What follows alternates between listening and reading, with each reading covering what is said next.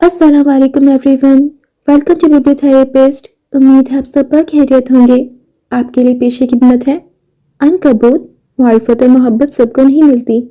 अस्कलम नूर राजपूत, किस्त number 20, part 6। रात गहरी हो चुकी थी। कमरे में मुकम्मल अंधेरा था। सिर्फ खिड़की से छनकर आती चांद की मध्यम रोशनी फर्श के एक हिस्से को मुनव्वर कर रही थी। वो उसी ठंडे फर्श पर दीवार से टीक लगाए बैठी थी। सादा से सूट में सिकुड़ी हुई थी, जैसे खुद को दुनिया से छिपाना चाहती हो। उसका सामान अभी तक वैसे ही पड़ा था जैसे रखा गया था। उसने उसे खोलने की जहमत नहीं की थी। उसका अपना वजूद भी एक बंद सामान की तरह था, जिसके अंदर तूफान कैद थे। सुबह से कुछ नहीं खाया था। भूख का एहसास कब का मर चुका था। रंगत जर्द पड़ चुकी थी और होठ खुश्क थे। सर में लगी चोट में वक्फे वक्फे से दर्द की शदीद टीसें उठती, जैसे उसके अंदर की अजियत जिस्मानी शक्ल इख्तियार करके उसे मजीद तोड़ना चाहती हो। हर टीस के साथ अम्मा और रईस के अल्फाज उसके जहन में हथौड़ी की तरह लगते। कमरे के सन्नाटे को उसके फोन की वाइब्रेशन ने तोड़ा, जो बेड साइड टेबल पर पड़ा था। स्क्रीन रोशन हुई। वली फोन कर रहा था। एक लम्हे को उसका दिल धड़का। एक कमजोर सी उम्मीद ने सर उठाया, मगर अगले ही पल एक तल्ख हकीकत ने उस उम्मीद का गला घोट दिया। वो रईस औरंगजेब का भांजा था। फोन बजता रहा। वाइब्रेशन की आवाज कमरे की खामोशी में जहर की तरह खुल रही थी। वो उसे देखती रही, जैसे वो फोन न हो, एक जहरीला सांप हो जो उसे डसने के लिए बेताब था। उसने फोन नहीं उठाया। उसे उठाना ही नहीं था। उसे रईस के ऑप्शंस याद थे। और क्या कहती वो उसे? कैसे बताती कि जिस शख्स को वो अपना मसीहा समझती थी, वो उसकी जिंदगी की सबसे खौफनाक हकीकत था। उसे बेसाख्ता अरसल याद आ गया। उसने भी अपने बाप के एक इशारे पर उसे छोड़ दिया था। खानदान, खून, रिश्ते, ये सब मोहब्बत से ज्यादा ताकतवर होते हैं। वली भी तो अपने मामू की ही बात मानता।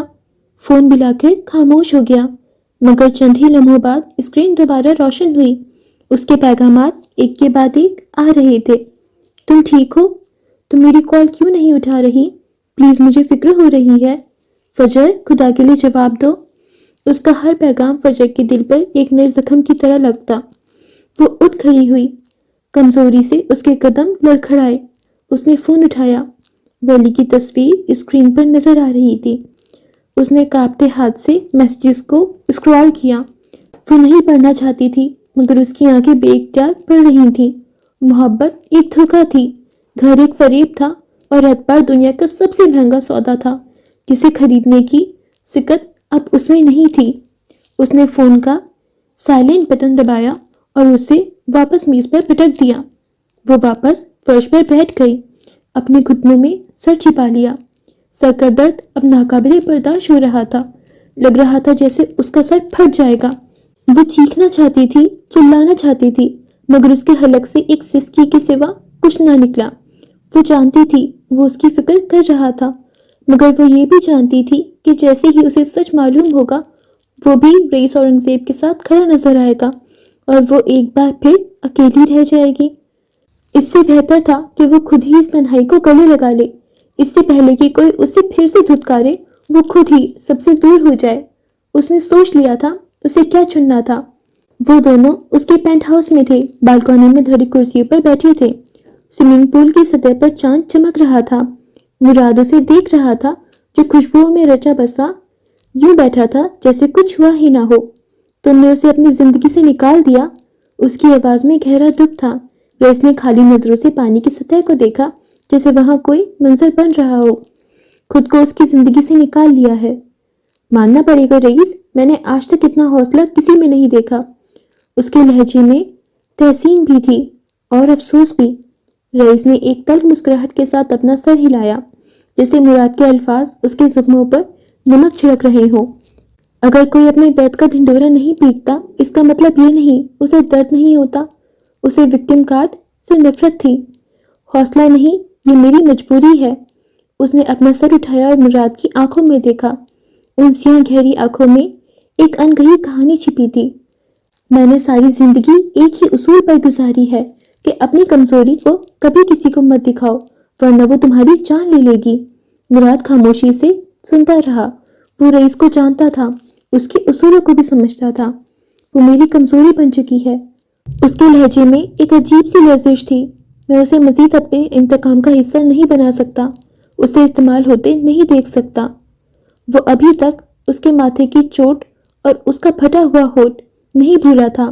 اس کے دشمن بھی عجیب تھے، اسے زیر کرنے کے لیے عورتوں کا استعمال کر رہے تھے۔ تم جانتے ہو کہ وہ اس بات کو کبھی نہیں سمجھ پائے گی، مراد نے کہا، اور شاید یہی بہتر ہے۔ اس کی آواز میں ایک ٹھہراؤ تھا۔ نفرت کرنا آسان ہوتا ہے، محبت کی قیمت چکانا بہت مشکل۔ میں اسے مجھ سے نفرت کرنے کی وجہ دے گیا ہوں تاکہ وہ آزاد ہو سکے۔ اور ولی کا کیا؟ مراد کے سوال پر رئیس کے چہرے پر اذیت کے سائے لہرائے۔ اس نے گہری سانس لے کر خود کو نارمل رکھنا چاہا۔ اسے مجھے دھوکہ نہیں دینا چاہیے تھا۔ اس کا لہجہ سپاٹ تھا۔ کیا تم اسے معاف کر دو گے؟ رئیس معافی نہیں، موت دیتا ہے۔ اس کا لہجہ انٹارکٹیکا کی برف کو مات دے رہا تھا۔ اور دونوں کے رشتے کا کیا؟ اس نے جھجکتے ہوئے پوچھا۔ وہ خود اسے چھوڑ دے گی۔ اس کے لہجے میں اعتماد تھا۔ تمہیں یہ کیسے پتا؟ مراد الجھا۔ فجر معراج کے لیے اس کی پہچان بہت اہم ہے، وہ اپنی پہچان چنے گی۔ وہ ٹھیک کہہ رہا تھا، فجر معراج اپنی پہچان ہی چننے والی تھی۔ ایڈنبرگ کے پرائیویٹ ہسپتال کا ماحول ایک عجیب بجھل خاموشی میں ڈوبا ہوا تھا۔ یہ شہر کا سب سے مہنگا اور جدید ہسپتال تھا، جہاں جوزف پیٹرسن خاندان کے اسرور سوگ کے باعث ہر ممکن سہولت مصر تھی، مگر اندرونی کب کو کوئی آسائش کم نہیں کر سکتی تھی۔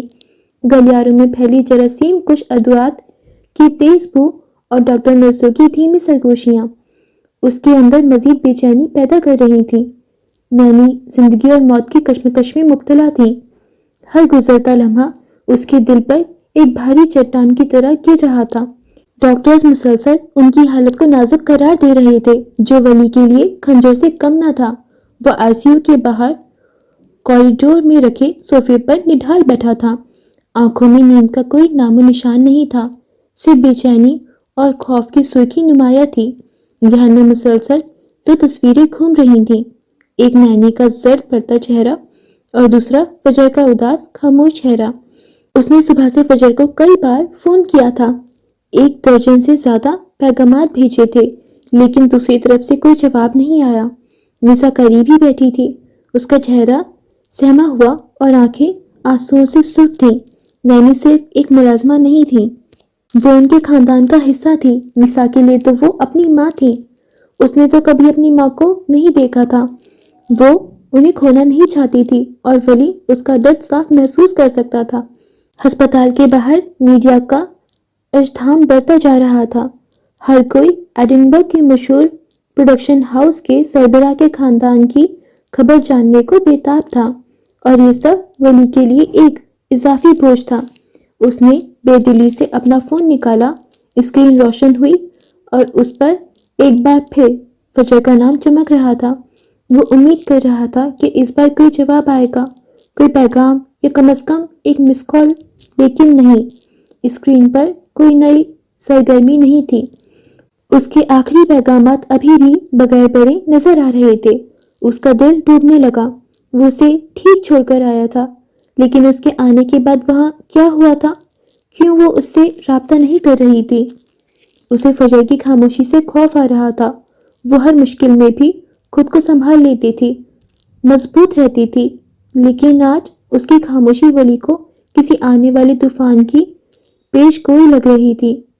اس کی چھٹی حس اسے خبردار کر رہی تھی۔ ایک نرس آئی سی یو سے باہر نکلی۔ ولی تیزی سے اٹھ کر اس کی طرف بڑھا۔ نینی کیسی ہیں اب؟ اس کی آواز میں التجا تھی۔ نسا بھی بے چینی سے ان کی طرف دیکھنے لگی۔ نرس نے افسوس سے سر ہلایا۔ ابھی بھی حالت مستقیم نہیں ہے، ہمیں امید ہے کہ وہ جلد از جلد سنبھل جائیں گی، لیکن ابھی کچھ کہنا مشکل ہے۔ وہ یہ کہہ کر آگے بڑھ گئی جیسے اس کے پاس ولیہ نسا کے لیے مزید کوئی تسلی بخش جواب نہ ہو۔ وہ واپس کرسی پر ڈھیر ہو گیا۔ اس نے ہاتھ میں فون کو مضبوطی سے پکڑا۔ وہ صرف نینی کی فکر نہیں کر سکتا تھا، اسے فجر کی بھی فکر تھی۔ اس نے دوبارہ فجر کا نمبر ملایا، لیکن وہی بےحس خاموشی۔ وہ بیچ میں پھنس چکا تھا، ایک طرف اس کی ماں جیسی نینی اور دوسری طرف فجر۔ یہاں رہنا محال ہو رہا تھا۔ لاہور کی ہلکی دھوپ اور مانوس ہوا جو کبھی اسے توانائی بخشتی تھی آج اسے بے جان لگ رہی تھی۔ لندن سے اتنی بڑی کامیابی سمیٹ کر لوٹنا کسی بھی CEO کے لیے جشن کا باعث ہوتا، لیکن مینار فیشنز کا شیشے کا یہ عالیشان دفتر اسے بے رنگ اور ویران محسوس ہو رہا تھا۔ حالانکہ مینار فیشنز اس کے خوشخبری لانے پر خوشی سے جھوم رہا تھا۔ اس نے خود کو چھپانے کی ہر ممکن کوشش کی تھی۔ قیمتی سرمئی لباس، گہری لپسٹک، سب بے سود ثابت ہو رہے تھے۔ اس کا میک اپ بھی اس کے اندر کے کھلا کو نہیں چھپا رہا تھا۔ آئینے میں نظر آنے والی فجر ایک کامیاب کاروباری عورت تھی، لیکن اندر سے وہ ریزہ ریزہ ہو چکی تھی۔ اسے اپنا آپ بالکل خالی لگ رہا تھا، جیسے اس سے رشتے ہی نہیں اس کی روح چھین لی گئی ہو۔ رئیس کے الفاظ اس کے کانوں میں گونج رہے تھے، ہر لفظ ایک تیزاب کی طرح اس کے وجود کو جھلسا رہا تھا۔ اس کی آنکھوں کے سامنے ولی کا فکر مند چہرہ گھوم گیا۔ اس نے صرف اس کے ذاتی نمبر پر ہی نہیں، آفس کے نمبر پر بھی کئی بار فون کیا تھا۔ ہر بار فون کی گھنٹی بجتی اور اس کے سینے میں ایک ٹیس اٹھتی، لیکن وہ اسے اٹھانے کی ہمت نہیں کر پاتی۔ اس کے درجنوں پیغام انتظار میں پڑے تھے۔ وہ جواب دینا چاہتی تھی، وہ اس سے بات کرنا چاہتی تھی، وہ اسے اپنی تکلیف بتانا چاہتی تھی، مگر وہ کچھ بھی نہیں کر پائی۔ اپنی کرسی پر بیٹھی فائلوں کو بے دلی سے پلٹ رہی تھی۔ اس کا ذہن کام پر مرکوز نہیں ہو پا رہا تھا۔ ہر صفحے پر اسے رئیس کا کہا سنائی دیتا، اماں کے بے رحم الفاظ یاد آتے اور ولی کی فکر مند آواز اس کے کانوں میں گونجتی۔ اس کی روح پر لگا زخم تازہ تھا اور اس میں شدید درد تھا۔ شام کی ہلکی دھوپ اس کے دفتر کی کھڑکی سے اندر آ رہی تھی، لیکن اس کی دنیا میں ہر طرف اندھیرا تھا۔ کامیابی کا یہ تاج اسے بے معنی لگ رہا تھا، کیونکہ اس کی قیمت اس نے اپنی روح دے کر چکائی تھی۔ وہ بے چینی اور بے خوابی کی تھکن سے چور آخرکار صوفے پر ٹیک لگائے سو گیا۔ ایک بوجھل نیند نے اسے اپنی آغوش میں لے لیا اور پھر وہ ایک مبہم کربناک خواب کی وادی میں جا پہنچا۔ یہ کوئی خواب نہیں بلکہ اس کے بچپن کا ایک بھولا ہوا بھیانک منظر تھا۔ وہ 5 سال کا تھا، خوفزدہ اور تنہا۔ ایک کمرے میں چھت کے پنکھے سے لٹکتی اس کی ماں کی بے جان لاش جھول رہی تھی۔ اس کا ننھا جسم فرش پر پڑا سسکیاں بھر رہا تھا۔ آنسوؤں نے رخسار بھگو دیے تھے۔ وہ بار بار اپنی ماں کو پکار رہا تھا، جو جواب نہیں دے رہی تھی۔ وہ روتے روتے بے ہوش ہونے کو تھا جب ایک وجود کمرے میں داخل ہوا۔ ایک عورت سفید لباس میں ملبوس، اس کے گھنگریالے بال کندھوں پر پھیلے ہوئے تھے۔ وہ اس کی لاش کے قریب آ کھڑی ہوئی۔ اس کا چہرہ دھندلا تھا، شناخت سے پرے۔ وہ کچھ سرگوشیاں کر رہی تھی، ایسی آوازیں جو ہوا میں تحلیل ہو رہی تھیں۔ پھر اس کی اونچی ہیلز کی ٹک ٹک فرش پر گونجنے لگی۔ ہر ٹک ٹک اس کے ننھے دل پر ایک ہتھوڑے کی طرح لگ رہی تھی۔ وہ اس کی طرف بڑھ رہی تھی اور اب اس کے سامنے گھٹنوں کے بل جھک گئی۔ پھر بھی اس کا چہرہ واضح نہیں تھا۔ تم ایک پیارے بچے ہو، عورت کی آواز گونجی اور ہاتھ ولی کے بالوں کو چھونے لگے۔ اگر سب ٹھیک ہوتا تو یقیناً افق کی خواہش پوری ہوتی، افق کا بیٹا اور میری بیٹی۔ مگر افسوس، یہ فیری ٹیل ایک زہریلی فیری ٹیل ہے۔ ننھے بچے نے بامشکل اپنا ہاتھ اٹھایا اور اپنی ماں کی جانب اشارہ کیا۔ اس کی آواز حلق میں اٹک رہی تھی۔ وہ میری مما۔ عورت کی آواز میں ایک عجیب سی ٹھنڈک تھی۔ میں دیکھ سکتی ہوں، ایک نفسیاتی بچہ، ایک معلوم بچی جو کبھی مل نہیں سکتے۔ یہ الفاظ اور ان کے مفہوم اس کی سمجھ سے باہر تھے۔ وہ سسکتا رہا اور وہ عورت اسے وہیں چھوڑ کر اٹھ کھڑی ہوئی۔ اس نے ایک نظر افق کی بے جان لاش پر ڈالی، پھر خاموشی سے دروازے سے باہر نکل گئی۔ ہیلز کی ٹک ٹک کی آواز دھیرے دھیرے دور ہوتی گئی، جیسے کوئی بھیانک خواب ہوا میں تحلیل ہو رہا ہو۔ آوازیں مدھم ہو گئیں اور پھر تیز۔ وہ ایک جھٹکے سے اٹھ بیٹھا، اس کا پورا وجود پسینے میں شرابور تھا۔ دل کی دھڑکن اتنی تیز تھی کہ کانوں میں گونج سنائی تھی۔ خواب کا ہر لفظ، ہر لمحہ اس کے ذہن میں تازہ تھا۔ خوف اور الجھن کا ایک سرد احساس اسے گھیرنے لگا۔ اسی لمحے گلاس ونڈو سے اندر پڑنے والی ہلکی روشنی نے ایک منظر دکھایا جس نے اس کے دل کو سکون دیا۔ نینی کو ہوش آ چکا تھا۔ نسا اور جارج ان کے پاس کھڑے تھے۔ ان کے چہروں پر اطمینان کی لہر تھی۔ وہ ایک جھٹکے سے اٹھا اور تیزی سے آئی سی یو کی جانب لپکا۔ اس کا سر درد سے پھٹ رہا تھا، لیکن نینی کی صحت یابی کی خبر نے اسے ایک نئی توانائی بخش دی تھی۔ وہ نینی کے بستر کے پاس کرسی پر بیٹھ گیا۔ اس نے آہستہ سے ان کا جھریوں بھرا ہاتھ اپنے ہاتھوں میں لے لیا۔ اس کی آنکھوں میں نمی تیرنے لگی تھی۔ خوف اور بے چینی کے بادل چھٹ چکے تھے اور ان کی جگہ تشکر اور محبت نے لے لی تھی۔ نینی کا چہرہ کمزور لیکن پرسکون تھا۔ ان کی آنکھوں میں زندگی کی چمک واپس آ گئی تھی۔ نینی، اس کی آواز بہت مشکل نکلی، آپ کیسی ہیں اب؟ نینی نے اسے دیکھ کر مسکرانے کی کوشش کی۔ ان کی مسکراہٹ میں ایک مدھم سی روشنی تھی۔ میں ٹھیک ہوں بیٹا، تمہاری دعاؤں سے تم آ گئے، بس یہی کافی ہے۔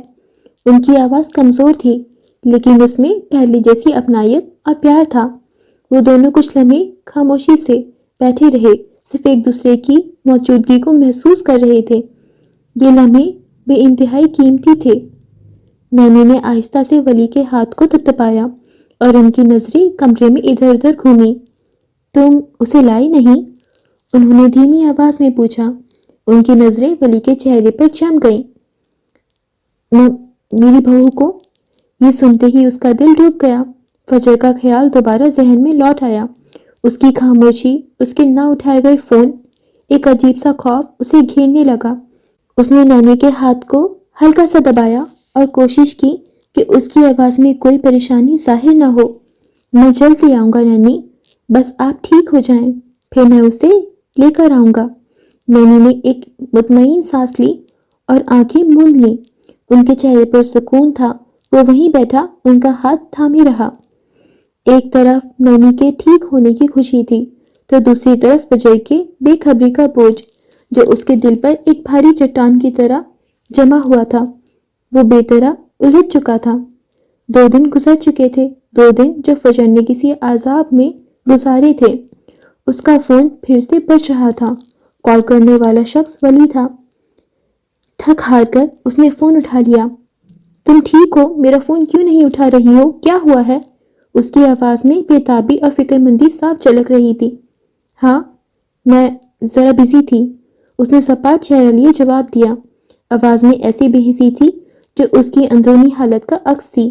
ایک لمحے کو دوسری طرف خاموشی چھا گئی۔ وہ شاید ہی سمجھنے کی کوشش کر رہا تھا کہ کیا فجر واقعی اتنی مصروف تھی کہ اس کے فون تک نہیں اٹھا پائی، اس کے میسیجز تک نہیں دیکھ پائی۔ مجھے تم ٹھیک نہیں لگ رہی ہو فجر۔ اس کے لہجے میں فکر مندی مزید گہری ہو گئی تھی۔ فجر نے منہ بھینچ کر ایک سسکی روکی۔ وہ ٹوٹ رہی تھی مگر اپنی کمزوری ظاہر نہیں کرنا چاہتی تھی۔ رئیس کے الفاظ ابھی تک اس کے ذہن میں گونج رہے تھے۔ تنہا رہو، اکیلے۔ تمہیں کوئی غلط فہمی ہو رہی ہے، میں ٹھیک ہوں۔ بھرپور کوشش کی کہ اس کی آواز میں کوئی لرزش نہ آئے۔ لہجہ سرد کر لیا۔ نینی کو ہوش آ گیا ہے، وہ ٹھیک ہیں اب۔ اس نے خود ہی خوشخبری سنائی۔ شاید اسے امید تھی کہ یہ خبر فجر کو کچھ سکون دے گی۔ وہ اب جلد واپس آ جاتا۔ چلو اچھا ہے، اس نے مختصر سا جواب دیا۔ لہجے میں کوئی خاص خوشی نہیں تھی۔ وہ خود کو ہر جذبے سے عاری کرنے کی کوشش کر رہی تھی۔ میں جلد واپس آ جاؤں گا، وہ اطلاع دے رہا تھا۔ ٹھیک ہے، اس کا جواب اتنا سپاٹ تھا کہ ولی مزید ٹھٹک گیا۔ فجر، تم مجھ سے بات کرنے کے لیے دوسروں کو کال مت کیا کرو، مجھے یہ نہیں پسند۔ اس کے لہجے میں غیر متوقع تلخی ابھری۔ مجھے فکر ہو رہی تھی، وہ نرمی سے بولا۔ لہجہ اب بھی اتنا ہی ملائم اور پرسکون تھا۔ ڈونٹ وری، مر نہیں رہی میں۔ وہ ساکت رہ گیا۔ فجر کے الفاظ کسی نوکدار چیز کی طرح اس کے دل میں پیوست ہو گئے۔ یہ وہ فجر نہیں تھی جسے وہ چھوڑ کر آیا تھا۔ وہ بولنے کے لیے پر تولنے لگا۔ مجھے اب کام کرنا ہے۔ اس نے ولی کے سنے بغیر فون بند کیا اور پھر پٹک دیا۔ ہر چیز بری لگ رہی تھی، ہر چیز سے نفرت ہو رہی تھی۔ ستمبر کے آخر کی ایک خنک اداس شام۔ ایڈنبرگ کے پرائیویٹ ہسپتال کا ماحول ایک عجیب بوجھل خاموشی میں ڈوبا ہوا تھا۔ ستمبر کے آخر کی کھنکی شیشے کے بڑی کھڑکیوں سے ٹکرا کر اندر کے مصنوعی طور پر گرم ماحول کو مزید غیر حقیقی بنا رہی تھیں۔ ولی، جارج اور نسا تینوں آئی سی یو کے باہر رکھے صوفے پر بیٹھے تھے۔ چہرے پر پہلے سے کچھ اطمینان تھا۔ وہ نینی کے خطرے سے باہر آنے پر شکر گزار تھے، مگر اس بند دروازے کے پیچھے کمرے میں ایک بالکل مختلف منظر تھا۔ نینی کے بستر کے پاس مسٹر جوزف ایک کرسی پر جھکے بیٹھے تھے۔ ان کا قدآور مضبوط وجود آج سکڑا ہوا محسوس ہو رہا تھا۔ ان کے گوتھک طرز کے سیاہ لباس اور چہرے پر ہر وقت طاری رہنے والی ڈریکولا جیسی پراسراریت آج مان پڑ گئی تھی۔ ان کی آنکھیں جو کبھی پورے شہر پر حکمرانی کرتی تھیں، آج صرف ایک کمزور وجود پر ٹکی تھیں۔ نینی، جس نے اپنی پوری زندگی اس خاندان کے نام کر دی تھی۔ مسٹر جوزف پیلس میں آج بھی اکیلے رہ رہے تھے۔ وہ ٹوٹ چکے تھے، مگر جھکے نہیں تھے۔ انہوں نے تنہائی کو اپنی سزا چن لیا تھا۔ نینی نے ہمیشہ خاندان کو ایک ساتھ دیکھا تھا، مگر جب سے جوزف پیلس کے مکین الگ ہوئے تھے اور انہوں نے لسا اور جارج کے ساتھ رہنا شروع کیا تھا، وہ تب سے بیمار رہنے لگی تھیں۔ وہ مسٹر جوزف کو اکیلے نہیں چھوڑنا چاہتی تھیں، مگر ان کی خواہش پر وہ بچوں کے ساتھ رہ رہی تھیں، اور شاید اسی دباؤ اور دکھ نے انہیں یہاں تک پہنچا دیا تھا۔ نینی نے دھیرے سے آنکھیں کھولی اور مسٹر جوزف کے چہرے کو دیکھا۔ ان کی آواز ایک کمزور سی سرگوشی جیسی تھی۔ میں سب کو پیلس میں ایک ساتھ دیکھنا چاہتی ہوں۔ میں اپنا آخری وقت وہیں گزارنا چاہتی ہوں۔ انہوں نے نم آنکھوں سے درخواست کی۔ پہلے کی طرح مسٹر جوزف کا سر جھکا ہوا تھا، جیسے کئی سالوں کا بوجھ ایک لمحے میں ان کے کندھوں پر آن پڑا ہو۔ انہوں نے کچھ کہے بغیر نینی کے جھریوں بھرے ہاتھ پر اپنا ہاتھ رکھا۔ سب ٹھیک ہو جائے گا، ابھی آپ ایک لمبی زندگی جئیں گی۔ کچھ دیر مزید باتیں کرنے کے بعد وہ باہر نکل آئے۔ راہداری میں انہیں دیکھ کر تینوں بہن بھائی کھڑے ہو گئے۔ مسٹر جوزف مسا کے پاس آ کر رکے۔ ان کی آواز میں وہ پرانا رعب نہیں تھا، بلکہ ایک باپ کی التجا تھی۔ کیا تم جوزف پیلس واپس نہیں آ سکتی؟ نینی کے لیے وہ اپنے باپ سے سخت ناراض تھی۔ ان کی سرد مہری اور اصولوں نے ہی اس خاندان کو توڑا تھا، مگر اس نے اب خود کو سمیٹ لیا تھا۔ اس نے ایک نظر اپنے باپ کے چہرے پر ڈالی اور پھر آئی سی یو کے دروازے کی طرف دیکھا جہاں نینی تھی۔ اس کی آنکھوں میں آنسو تیرنے لگے، مگر ہونٹ پر ایک مدھم سی مسکراہٹ ابھری۔ جوزف پیلس ان کی پہچان تھا۔ وہ کب تک اس سے الگ رہ سکتے تھے؟ نینی کی خواہش ان سب کی خواہش تھی۔ وہ اپنی وجہ سے دوسروں کو تکلیف نہیں دے سکتے تھے۔ مقام جوزف پیلس، موری فیلڈ۔ وقت کچھ دن بعد، ایک برستی شام۔ باہر خزاں کی بارش پوری شدت سے برس رہی تھی اور ٹھنڈی ہوا کھڑکیوں کے شیشوں سے ٹکرا رہی تھی، مگر موری فیلڈ میں واقعی جوزف پیلس کے وسیع لانج میں ایک عجیب سی گرم جوشی اور سکون پھیلا ہوا تھا۔ آتش دان میں لکڑیاں چٹک رہی تھیں اور ان کے شعلوں کی روشنی دیواروں پر لگی پینٹنگز پر رقص کر رہی تھی۔ فضا میں کھانے اور تازہ بیک کیے گئے کیک کی ملی جلی خوشبو پھیلی ہوئی تھی، جو اس گھر کے دوبارہ آباد ہونے کا اعلان تھی۔ نینی اگرچہ ابھی کمزور تھیں، ایک آرامدہ بڑی سی کرسی پر شال اوڑھے بیٹھی تھیں اور ان کے چہرے پر ایک گہرا اطمینان تھا۔ ان کے آس پاس تینوں بہن بھائی موجود تھے۔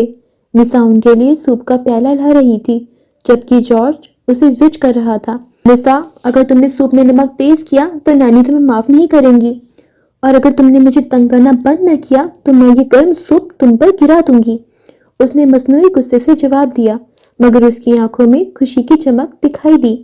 یہ منظر مکمل تھا، ایک ایسا منظر جسے دیکھنے کی خواہش مسٹر جوزف نے کئی بار کی تھی۔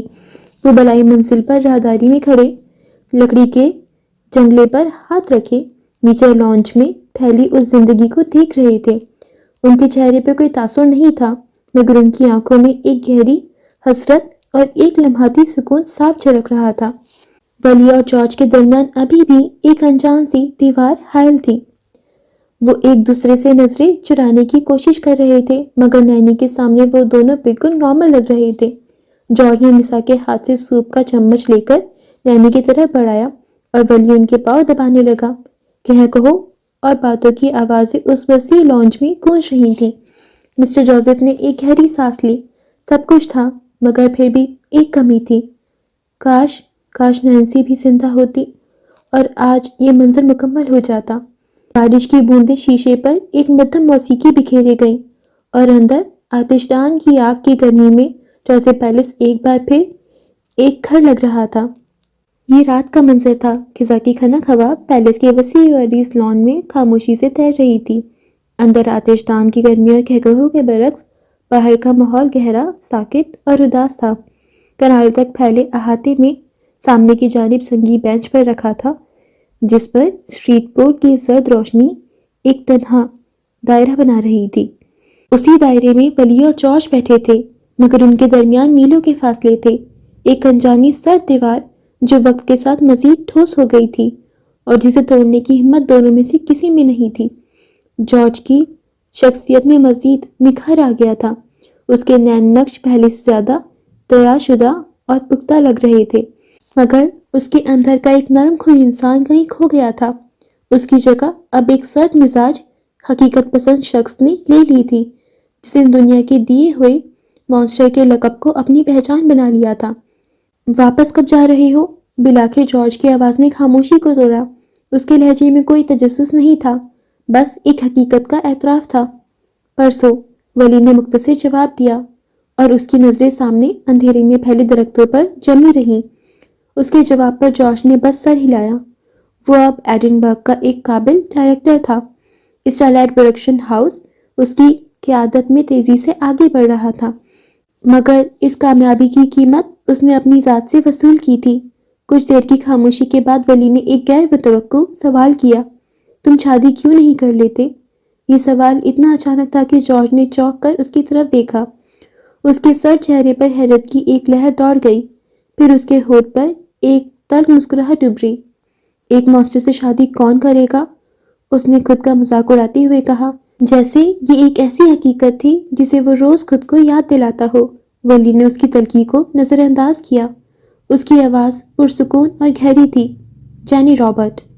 یہ نام نہیں تھا، ایک دھماکہ تھا۔ جارج ساکت ہو گیا۔ اس کے وجود میں ایک لرزش سی ہوئی، جسے اس نے بڑی مشکل سے ضبط کیا۔ جینی؟ وہ آج شام ہی تو آئی تھی، نینی سے مل کر ان کی عیادت کر کے گئی تھی۔ جارج کے گلے میں ایک گلٹی سی ڈوب کر ابھری۔ جینی اس کی پہلی اور آخری پسند۔ وہ دونوں اب اچھے دوست بن چکے تھے، مگر ایسے جذبات کبھی کسی نے ظاہر نہیں کیے۔ میں نے اس کی آنکھوں میں دیکھا ہے، وہ تمہیں پسند کرتی ہے۔ اس کے اس جملے پر جارج کے جبڑے بھیج گئے۔ اس نے اپنی مٹھیاں بھینچ لیں، جیسے اپنے اندر اٹھتے طوفان کو قید کرنا چاہتا ہو۔ وہ کچھ نہیں بولا، بول ہی نہیں سکتا تھا۔ کچھ دیر بعد ولی اٹھ کھڑا ہوا۔ اس نے چند لمحے جارج کے پتھرائے ہوئے وجود کو دیکھا اور پھر دھیرے سے کہا، اس بارے میں سوچنا ضرور۔ وہ اپنی پینٹ کی جیبوں میں ہاتھ ڈالے، پول کی روشنی کے دائرے سے نکل کر اندھیرے میں گم ہونے لگا۔ اس کے قدموں کی آہٹ گھاس پر بہت مدھم تھی۔ کل پروڈکشن ہاؤس کی ایک تقریب ہے، تم آؤ گے؟ عقب سے آتی جارج کی آواز پر وہ رکا۔ اس کی آواز میں التجا نہیں تھی، مگر ایک کوشش ضرور تھی۔ ولی نے پلٹ کر اسے دیکھا۔ پول کے روشنی میں جارج کا چہرہ آدھا روشن اور آدھا تاریک تھا، بالکل اس کی اپنی ذات کی طرح۔ اس نے کچھ کہنے کے بجائے بس ہلکے سے کندھے اچکائے، ایک ایسا جواب جس کا کوئی مطلب نہیں تھا، اور پھر مڑ کر چلا گیا۔ جارج وہیں بیٹھا رہ گیا۔ رات کی خنکی اب اس کے اندر اتر رہی تھی۔ وہ اسے روکنا چاہتا تھا، اس سے بات کرنا چاہتا تھا، مگر الفاظ منجمد تھے۔ وہ خود کو اس قابل بھی نہیں سمجھتا تھا کہ اپنے بھائی سے ان غلطیوں کی معافی مانگ سکے جنہوں نے ان کے درمیان یہ سرد دیوار کھڑی کی تھی۔ اسٹارلائٹ اسٹوڈیو، ایڈنبرگ۔ ایڈنبرگ کی وہ شام ستاروں سے سجی تھی، آسمان پر ہی نہیں زمین پر بھی۔ اسٹارلائٹ اسٹوڈیو کی کئی منزلہ اونچی عمارت کے باہر کہکشاں اتری ہوئی تھی، مہنگی گاڑیوں کی لمبی قطاریں، شوبس کے چمکتے دمکتے چہرے اور ان سب پر حاوی کیمروں کی فلیش لائٹس کی بوچھاریں جو رات کے اندھیرے کو دن کے اجالوں میں بدل رہی تھیں۔ اور پھر اس شور میں ایک سناٹا چھا گیا۔ مسٹر جوزف پیٹرسن آئے تھے، سیاہ ڈریس سوٹ میں ملبوس۔ ان کی ڈریکولا جیسی پراسرار اور تیکھے نین نقش والی شخصیت کیمروں کی زد میں تھی۔ وہ اسٹوڈیو کی عمارت کی طرف جانے والی سیڑھیوں پر رکے۔ ان کی آنکھوں میں وہی پرانی حکمرانی تھی جو پورے شہر کو اپنی گرفت میں لے لیتی تھی۔ فلیش لائٹس ان کے گرد ایک حالہ بنا رہی تھیں، مگر وہ خود کسی روشنی کے محتاج نہیں تھے۔ چند پل بعد جارج آ گیا، گرے پینٹ پر سفید ڈریس شرٹ جس کے اوپر 2 بٹن کھلے ہوئے تھے اور گلے میں ایک باریک سی چین چمک رہی تھی۔ اس کے ہلکے گھنگریالے بال انگلیوں سے سوارے ہوئے تھے جو اس کی لاپرواہ مگر دلکش طبیعت کا پتہ دے رہے تھے۔ وہ بہترین لگ رہا تھا۔ ماڈلز اور اداکاروں کی نگاہ اس پر تھی مگر اس کی نظریں صرف اپنے باپ پر مرکوز تھیں۔ وہ آ کر ان کے ساتھ کھڑا ہو گیا اور 2 نسلوں کی طاقت ایک فریم میں قید ہو گئی۔ وہ دونوں اپنا وقت لے کر آگے بڑھے ہی تھے کہ گیٹ سے ایک اور گاڑی اندر داخل ہوئی۔ یہ ایک سیاہ چمکتی پورشے تھی جس کی چمک نے کیمروں کی روشنی کو بھی مات دے دی تھی۔ سب کی توجہ اس نئی آمد پر مرکوز ہو گئی۔ جارج اور مسٹر جوزف بھی وہیں رک گئے۔ گاڑی کا دروازہ کھلا اور اس میں سے ایک شخص باہر نکلا، کریم رنگ کی کھلی پینٹ پر بھورے اونی شرٹ پہنے۔ اس نے دھیرے دھیرے سیڑھیوں کی جانب قدم بڑھائے۔ اس کے چہرے پر ماسک لگا تھا اور گہری کتھئی بال نہایت نفاست سے بنے تھے، مگر سب سے منفرد چیز وہ رومال تھا جو اس کی بیلٹ سے بندھا ایک جانب جھول رہا تھا، ہلکے بھورے اور سفید رنگ کا وہ چھوٹا سا ریشمی رومال، وہ رومال جو اس نے رانیا پروڈکشن سے پہلی رات فجر کے پاس سے اٹھایا تھا جس سے وہ اپنے بال باندھتی تھی۔ آج وہ رومال اس کی ملکیت کا اعلان کر رہا تھا۔ لوگوں کی سانسیں رکی ہوئی تھیں، وہ اس پراسرار شخص کا چہرہ دیکھنے کو بےتاب تھے۔ وہ قدم دھرتا اوپر تک آیا اور پھر اس نے ماسک اتار دیا۔ ایک لمحے کو جیسے وقت تھم گیا۔ جتنی فلیش لائٹ چمکی اس سے کہیں زیادہ آنکھیں حیرت سے پھیل گئیں۔ اس چہرے کو کون بھول سکتا تھا؟ جوزف پیٹرسن کا بیٹا ولیم جوزف، وہ جو اپنے علاج کے سلسلے میں سالوں سے غائب تھا، آج اپنی پوری سحرانگیز شخصیت کے ساتھ ان کے سامنے کھڑا تھا۔ اس کے چہرے پر ہلکا سا نشان تھا جو اس کی خوبصورتی کو کم کرنے کے بجائے مزید گہرا اور پراسرار بنا رہا تھا۔ مہنگا سوٹ، مہنگی گھڑی، مہنگے جوتے، وہ ان سب چیزوں سے کہیں زیادہ قیمتی لگ رہا تھا۔ وہ پوز دے رہا تھا اور لوگ پاگلوں کی طرح اس کی تصویریں کھینچ رہے تھے۔ ایڈنبرگ کی میڈیا کو اس سال کی سب سے بڑی کہانی مل چکی تھی۔ آج پہلی بار اس نے اپنے باپ کی خواہش کو اس انداز میں پورا کیا تھا جس کا خواب وہ ہمیشہ دیکھتے تھے۔ جارج اور مسٹر جوزف ساکت کھڑے تھے، ان کے چہرے پر یقین اور بے چینی کی ملی جلی کیفیت تھی۔ ولی نے اپنا رخ ان کی طرف پھیرا، اس کی آنکھوں میں ایک گہری چمک تھی اور پھر اس نے آنکھوں کے اشارے سے انہیں اپنے پاس بلایا۔ کچھ دیر بعد وہ تینوں ایک ساتھ کھڑے تھے، بیچ میں مسٹر جوزف اور ان کے دائیں بائیں ان کے 2 بیٹے، ان کی سلطنت کے 2 ستون۔ مسٹر جوزف کا سینہ فخر سے پھول گیا، ان کے کندھے تن گئے جیسے سالوں کا بوجھ اتر گیا ہو۔ ان کی آنکھوں میں آنسو نہیں تھے مگر ایک ایسی خوشی تھی جو زندگی میں صرف ایک بار ملتی ہے۔ وہ زندگی میں پہلی بار اتنا خوش ہوئے تھے۔ کبھی کبھی ہمیں اپنوں کو وہ خوشی دے دینی چاہیے جسے دینے سے ہمارا کچھ نہیں جاتا۔ ولی نے اپنے باپ کو وہ خوشی دے دی تھی۔ رات ایڈنبرگ کی تاریکی کی ایک حسین رات بن گئی۔ ہر طرف بس 3 ہی چرچے تھے، ولیم جوزف، اس کا رومال اور اس کا وہ نشان۔ شوبز کے ہر چینل اور سوشل میڈیا کے اکاؤنٹ پر اس کی تصویر گردش کر رہی تھی۔ لوگ اس کے چہرے کے مدھم نشان پر قیاس آریاں کر رہے تھے اور اس کی بیلٹ کے ساتھ بندھا ہوا رومال چیخ چیخ کر ایک انکہی کہانی سنا رہا تھا کہ شہزادہ واپس آ چکا تھا مگر وہ بک تھا۔ ایڈنبرگ کو ایسا دلکش، پراسرار اور رومانوی کمبینیشن پہلے کبھی نہیں ملا تھا۔ میلوں دور لاہور کے ایک پوش علاقے کے گھر میں فجر اسکرین پر اسے دیکھ رہی تھی۔ اس کی ہزل آنکھوں میں نمی تھی، اس کی نظریں بار بار اس رومال کو دیکھتے ہوئے بھیگ رہی تھیں۔ وہ اسے وہاں جا کر بھی اپنے ساتھ رکھے ہوئے تھا جسے وہ یہاں بیٹھ کر بھول جانا چاہتی تھی۔ وہ اپنی آرام دہ کرسی پر بیٹھی تھی، اس کی نگاہیں سامنے لگی بڑی اسکرین پر جمی تھی جہاں ایڈنبرگ کے پیٹرسن خاندان کی تصویر یہ کے بعد دیگری چمک رہی تھی، خاص طور پر ولیم جوزف، اس کی پراسرار شخصیت اور بیلٹ سے جھولتا وہ مخصوص رومال۔ اس کی کتھئی آنکھوں میں ایک گہری سوچ تھی۔ اس کے پہلو میں رکھے نفیس لکڑی کے ٹیبلٹ پر دونوں جوان لڑکوں کی تصویریں دکھائی دے رہی تھیں، ان کے ہاتھ ٹوٹی ہوئی حالت میں تھے۔ یہ تصویر لندن سے موصول ہوئی تھی، ساتھ میں ایک پیغام بھی تھا جو اس کے دماغ میں گونج رہا تھا۔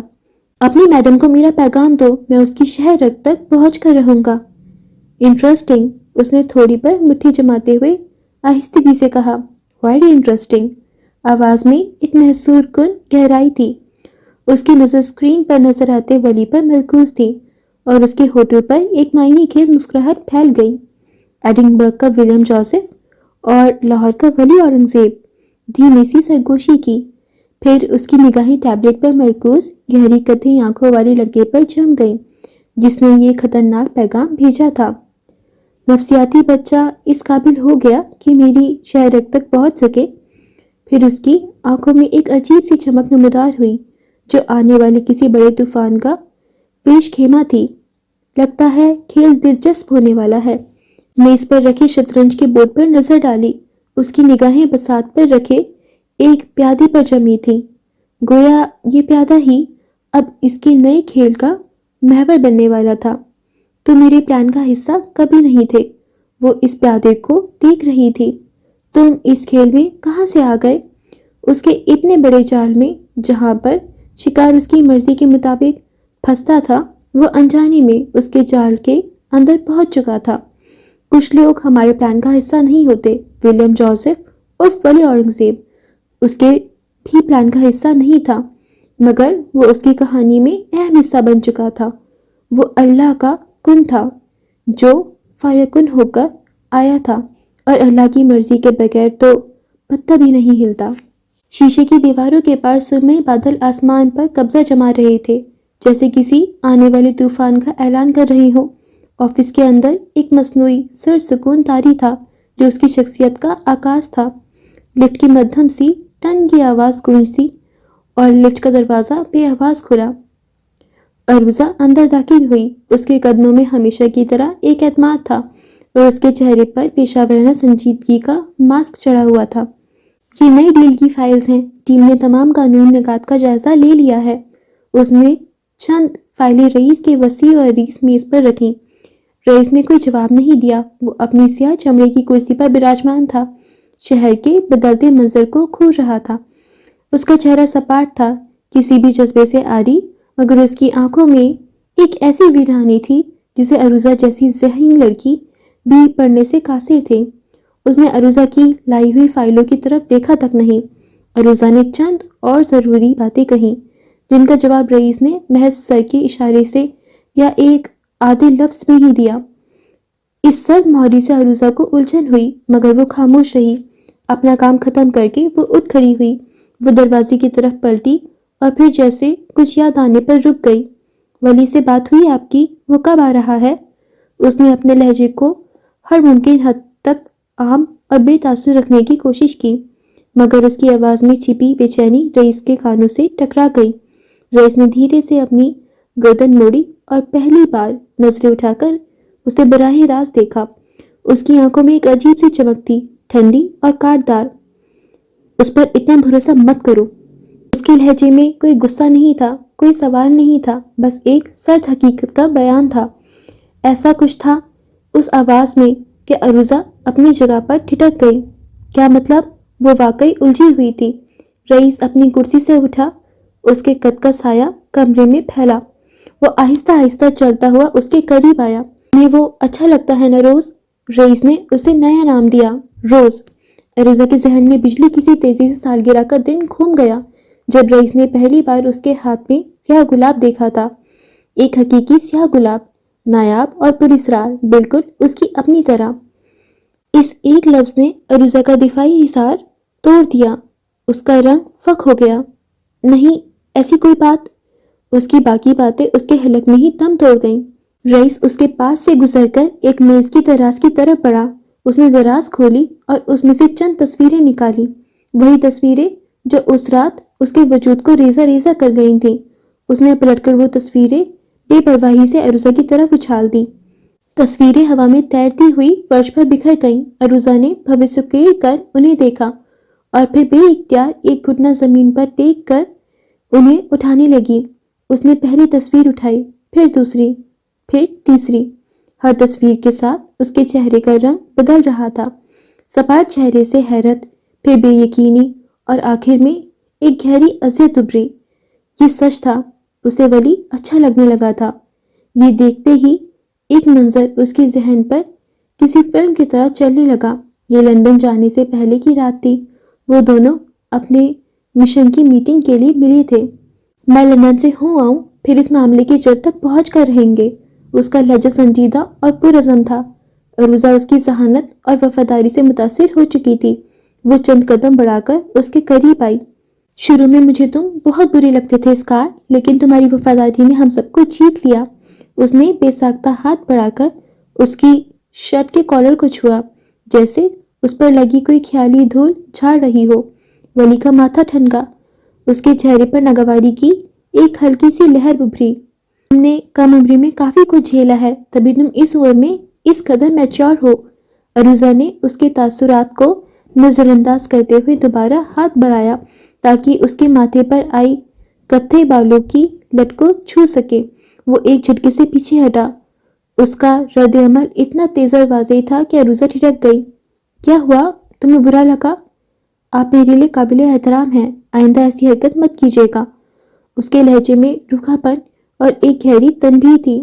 عروضہ کا چہرہ فک ہو گیا۔ وہ شدید شرمندہ ہوئی۔ I'm sorry، میں بس میرے بارے میں ایسا کچھ مت سوچیں روبوٹ، میں شادی شدہ ہوں۔ یہ الفاظ کسی ہتھوڑے کی طرح اس پر برسے۔ اسے لگا جیسے چھت اس کے سر پر آ گری ہو۔ ولی کا چہرہ 200% سنجیدہ تھا اور اس کی آنکھوں میں پہلی بار واضح ناگواری تھی۔ میں بس تمہیں ایڈمائر کر رہی تھی، اس نے کمزور سی صفائی دی۔ اس کے لیے میری بیوی ہے، آئندہ ایسے جتن مت کیجیے گا۔ وہ ایک تنبیہی نظر اس پر ڈال کر پلٹ گیا، جبکہ عروضہ ساکت کھڑی رہ گئی۔ شادی؟ بیوی؟ کیا وہ مذاق کر رہا تھا؟ مگر وہ ایسا سنگین مذاق کیوں کرے گا؟ وہ پوری رات الجھن کا شکار رہی۔ پھر اس نے ایڈنبرگ میں اپنے وسائل استعمال کر کے اس کی معلومات نکلوائی، مگر وہاں اس کی شادی کا کوئی ریکارڈ نہیں تھا۔ وہ غیر شادی شدہ تھا اور اب ان تصویر کو دیکھتے ہوئے فجر کے چہرے کو ولی کے سینے میں چھپے دیکھ کر، اس کی باہوں میں اس کی ملکیت کو محسوس کر کے عروضہ کو سمجھ آ رہا تھا کہ وہ اس سے گریزہ کیوں تھا۔ اس کی بیوی موجود تھی، بس اس کا نام اور چہرہ دنیا سے پوشیدہ تھا۔ اس نے دھوکہ کیوں دیا روز؟ رئیس کی بھاری آواز اسے خیالوں کی دنیا سے کھینچ لائی۔ وہ اب شیشے کی دیوار کے سامنے کھڑا باہر کے منظر کو دیکھ رہا تھا۔ ہلکی ہلکی بارش اب تیز ہو چکی تھی اور شہر کو اپنی گیلی چادر میں لپیٹنے لگی۔ عروضہ خاموش تھی، بالکل خاموش۔ اس کے الفاظ جیسے برف کی طرح جم گئے تھے۔ اس کے ہاتھ میں پکڑی تصویروں کے کونے اس کی انگلیوں میں دھسنے لگے۔ شہر سرگوشی کر رہا ہے، کیا تم سن سکتی ہو؟ رئیس نے شیشے پر ہاتھ رکھتے ہوئے کہا۔ اس کی آواز میں ایک عجیب سی گہرائی تھی۔ عروضہ نے نظر اٹھا کر اس کی پشت کو دیکھا۔ کوئی جواب نہیں آیا۔ یہ میرا شہر ہے، میں اس کی ہر دھڑکن کو پہچانتا ہوں اور یہ میری، میں اس کی سرگوشیاں سن سکتا ہوں، اور یہ کہہ رہی ہیں کہ کچھ بہت برا ہونے والا ہے، بہت برا روز۔ اس کا ہر لفظ ایک پیش گوئی کی طرح کمرے میں گونج رہا تھا۔ باہر بارش تیز ہو رہی تھی اور اندر عروضہ کو اپنا دل ڈوبتا ہوا محسوس ہوا۔ اس کے ہاتھ سے تصویریں ایک بار پھر چھوٹ کر نیچے گر گئیں۔ زندگی میں پہلی بار کوئی اچھا لگا تھا، مگر افسوس۔ اوکے فرینڈز، تو اسی کے ساتھ ہم یہ پارٹ یہیں پر اینڈ کرتے ہیں۔ باقی ناول ہم نیکسٹ پارٹ میں کنٹینیو کریں گے۔ تب تک کے لیے آپ جلدی سے ہمارے چینل کو سبسکرائب کر دیجیے اینڈ اپنے فرینڈز اینڈ فیملی کے ساتھ شیئر کر دیجیے، اینڈ اگر آپ کو ناول پسند آ رہی ہو تو پلیز ویڈیو کو لائک کر دیجیے گا۔ اینڈ آنیسٹلی گائز، ناول کی بات کریں تو مجھے کافی مزہ آ رہا ہے اینڈ یہ ڈے بائی ڈے اور انٹرسٹنگ ہوتی جا رہی ہے۔ میں نے آپ کو جیسے بتایا تھا، میری کچھ پرسنل اسکیڈول ایشو کی وجہ سے میں ریگولرلی اپلوڈ نہیں کر پا رہی ہوں، بٹ جب بھی مجھے تھوڑا ٹائم ملتا ہے تو میں اپلوڈ کر دیتی ہوں، بٹ میرے لیٹ اپلوڈ کرنے کی وجہ سے آئی ایم ریئلی سوری۔ باقی آپ کو ناول کیسا لگ رہا ہے یہ آپ ہمیں کامنٹس کے تھرو بتائیے گا۔ آنیسٹلی میں بتاؤں تو مجھے ولی اور فجر کے لیے کافی برا بھی لگ رہا ہے، کیونکہ جس سچویشن میں ہے ولی فجر کے بارے میں نہیں جان پا رہا، اور فجر کے پاس جو رئیس نے آپشن چھوڑے ہیں، جو بھی ہے ان کی مجبوریاں، ان کی وجہ سے مجھے کافی برا لگ رہا ہے۔ آئی ریئلی لائک ولی اینڈ فجر، مجھے ان کی لو اسٹوری، ان کی کیمسٹری کافی پسند ہے، بٹ جیسے ہی ناول میں ٹویسٹ آ جاتے ہیں تو یہ ہوتا ہے کہ یار ان کو نہیں دور ہونا چاہیے، کچھ بھی ہو جائے ولی اور فجر کو ہیپی اینڈنگ ملنی چاہیے. اب دیکھیں گے کہ آگے کیا ہوگا، ناول کیا ٹرن لے گا. سو اس کو جاننے کے لیے تو ہم نیکسٹ پارٹ میں ملیں گے. سو ڈیئر فرینڈس، اس پارٹ کو یہیں پہ اینڈ کرتے ہیں، اینڈ اب ہم ملیں گے نیکسٹ پارٹ میں. So till then take care of yourself and your love ones. خدا حافظ.